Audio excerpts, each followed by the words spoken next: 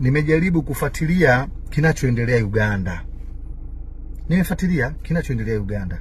Sijaona CNN, BBC wala mwanaharakati yoyote duniani na Kenya ambaye anajaribu kusema kuhusu Uganda.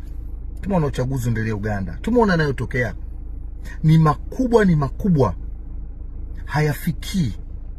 Tanzania haifikii hata robo. Unajua kwa nini Tanzania?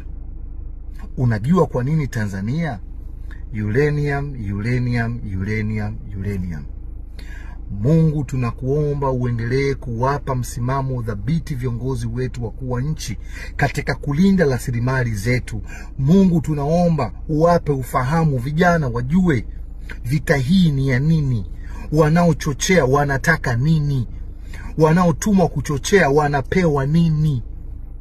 Watanzania lazima tutumie akili. Sijamuona huyo Madoo akienda Uganda. Sijaona CNN wakiripoti chochote kuhusu Uganda. Lakini ni Tanzania. Ni lazima vijana wapewe elimu na Mungu awape ufahamu kuweza kujua wanasema secret society ya propaganda ya dunia hii ina mpango gani, inataka nini, na hii ni vita ya nini. Mawazo yenu wananchi na mawazo wanaochochea ni mawazo mawili tofauti.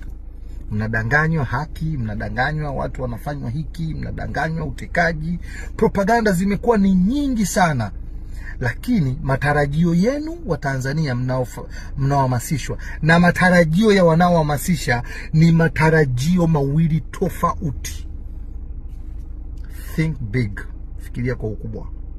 Tuilinde taifa yetu.